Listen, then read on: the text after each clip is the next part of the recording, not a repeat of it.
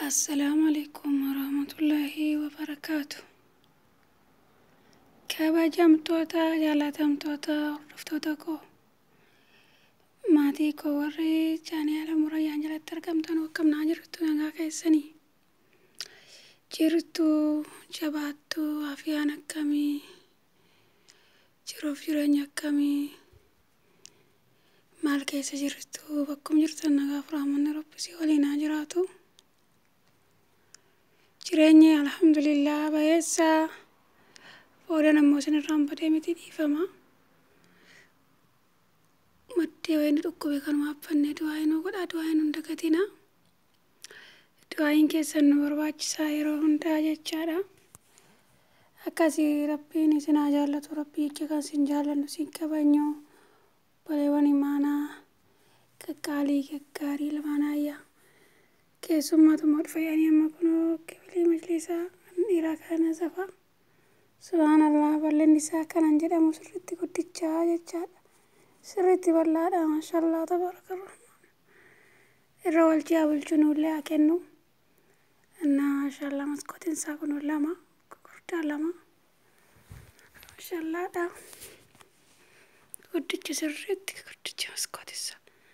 Maskootii kana malkaa'idhaa maslaalee abbadheen zafee keessummaa dhufa boru. Keessummaa dhufa Rabbi jedhe gidduu kana immoo sarkii wayii qabna.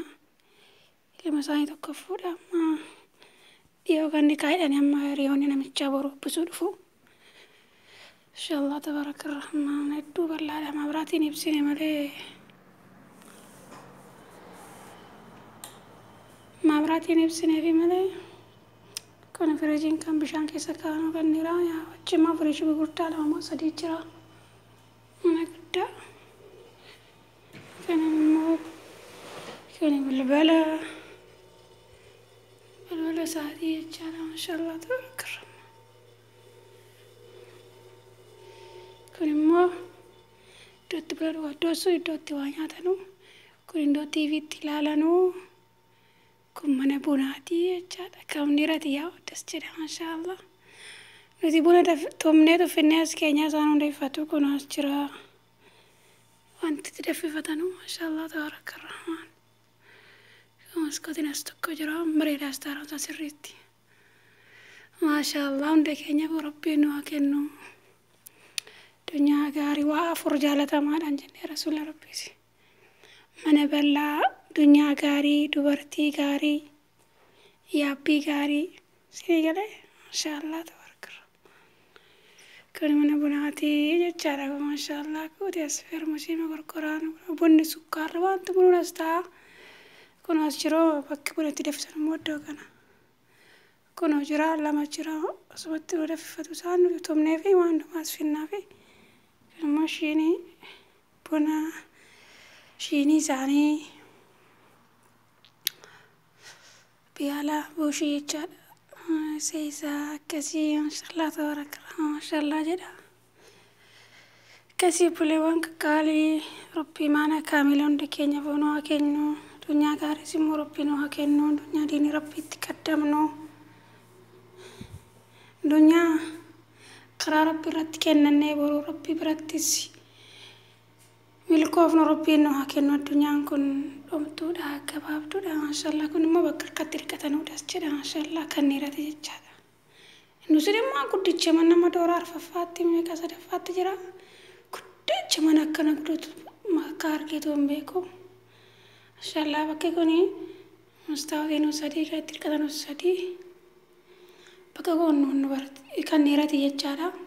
Amma nasafa finnu fannaa dheerra jiru namni tokko bakka kanan dhufu amma nasafee waliin ba'a. Maashaallah kun immoo balbala shantee badii dhaqanoonii hedduu das jedha maashaallah tabarakallah.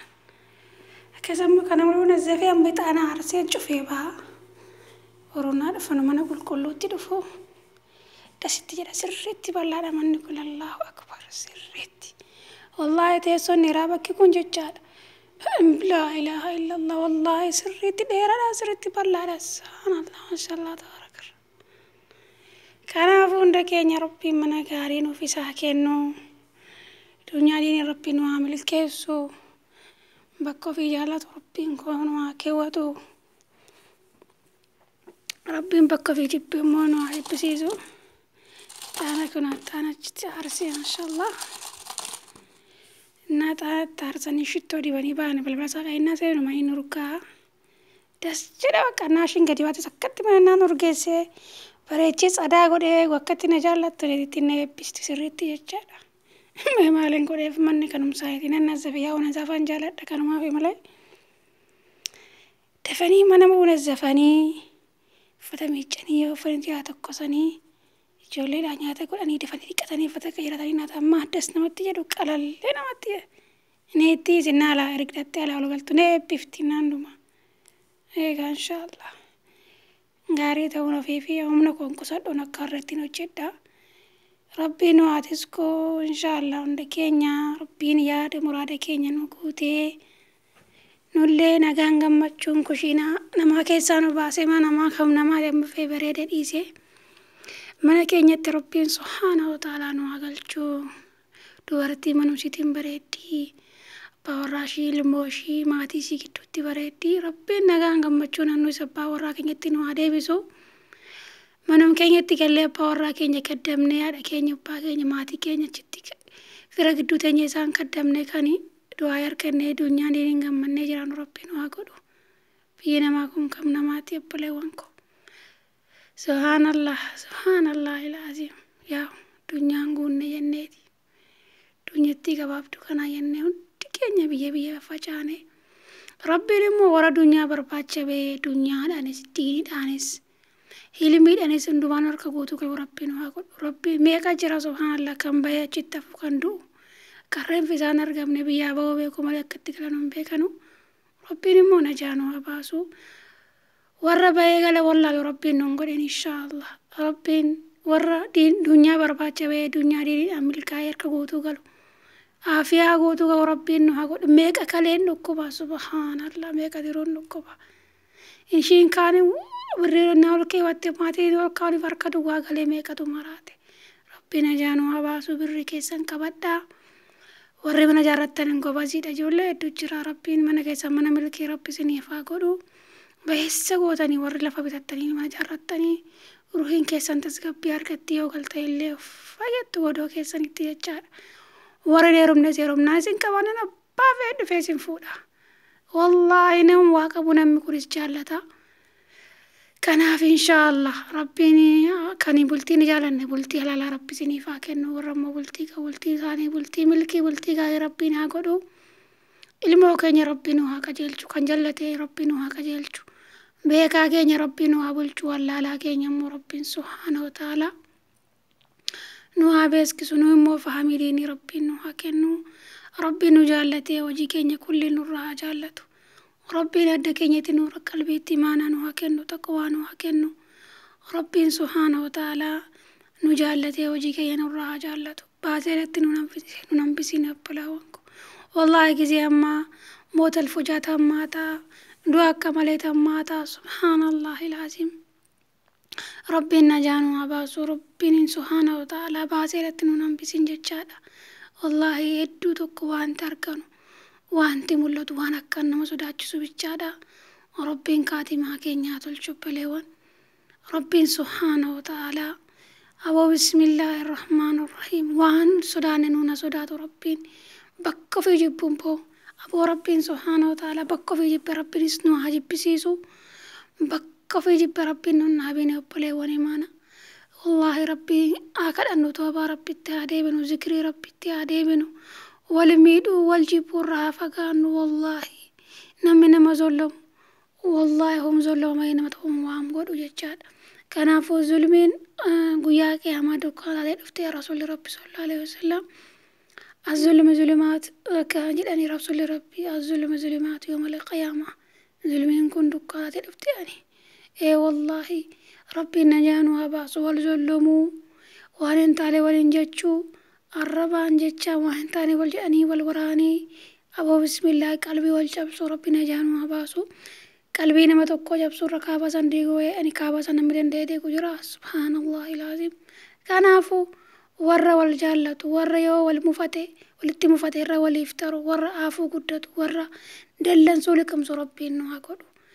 Wallaahi dallansuu inna haaraa waan jedhan beekamu nama yeroo sanatti of qabu rabbiin nu haa taasisu sabrii mi'akkan biyyoota nabiyyoota rabbiin nuuf haa kennu sabrii hunda keenyaaf akka nabiyyallaa Ayyuub rabbiin nuuf haa kennu nabiyyallaa Ayyuub sabrii isaa seenaa isaanii yoo kitaaba isaanii dubbiftan ta'e beektu kanaaf warra dubbisa seenaa sahaabotaa dubbisa qaraa kitaaba muluu qaraa afaan keenya rabbi nuuf fide wallahi alhamdulillahi rabbil alamin warra arabiin beekne oromoodhaan amaariffaan ingiliffaan afaan nuti beeknuun rabbiin niimaa kan nu babal'ise kanaafuu diinni rabbii irraa fagaannee yaa obboleewwan dunyaa gabaabduu kana gaafa asirraa deemnu hin beeknu wallahi rabbi jaahilummaa keessan ajaanu haa baasu haa barannu karaa diinitti walaa waamnu hamtuurraa ammoo walaa xorginu inshallah rabbiin nu jaallatee hojii keenya kulli nurraa jaallatu rabbi kaatimaa keenya galgala keenya tolchu analee mee du'aa godhaa wallahi xiqqoo tokko na dhukkuba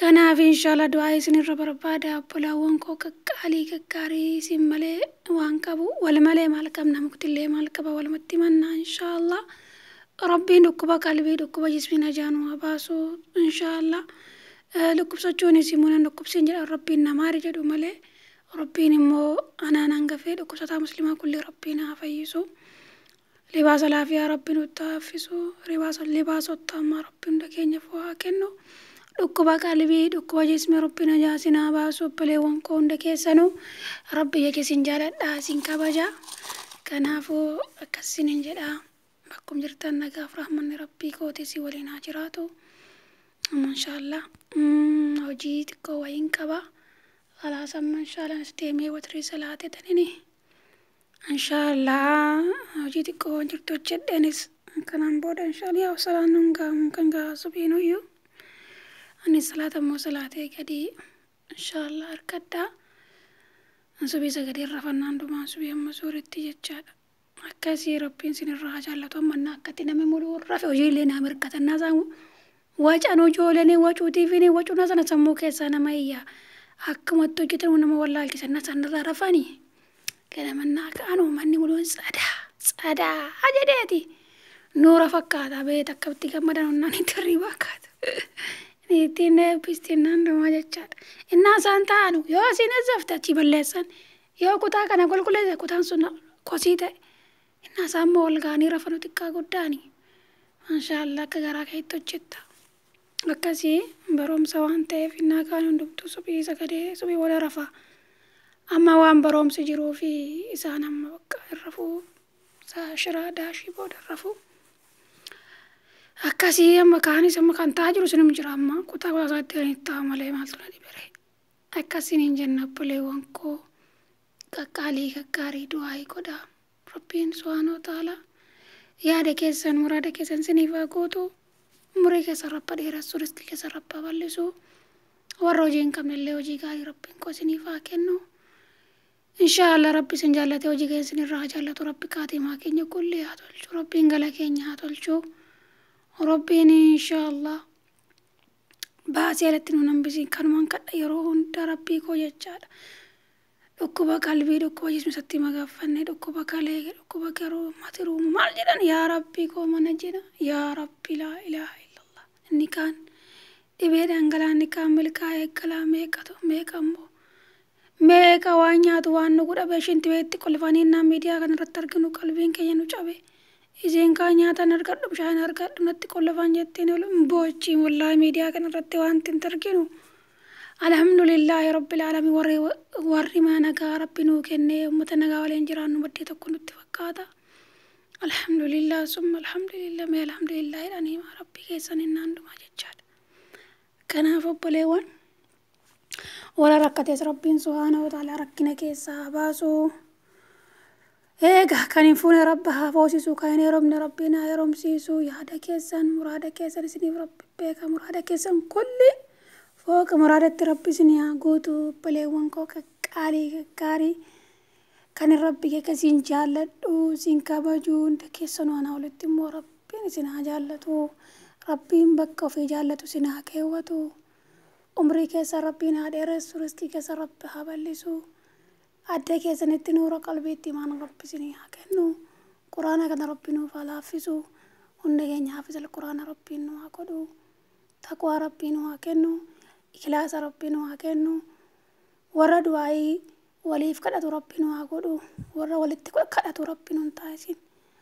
Warra du'aayii waliif kadhatu du'aayiin keenya walii kadhannee wal fudhamtu arshii baatu rabbaa taasisu.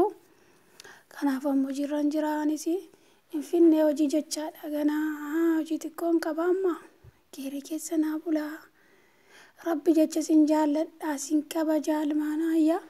Ana caalaan immoo rabbi sinaa jaallatu isinis immoo du'aayii keessan hin dagatinaa. Du'aayii waliif haa goonu. Du'aayii keessan hin dagatinaa. Isiniin jenna buleewwan qaqqaali. Rabbi sinaa jaallatu. Ulaa khairii rabbi sinii haban ulaa sharrii rabbi sinirraa cufu. Geerii keessatti nu bulaa kan gaarii hirriba gaarii abjuu gaarii ishee hunda keessa rabbi jecha sin jaalannu sin kabajnu. في أمان الله خير ربي كيسن وبلا سنين جنة. السلام عليكم ورحمة الله وبركاته.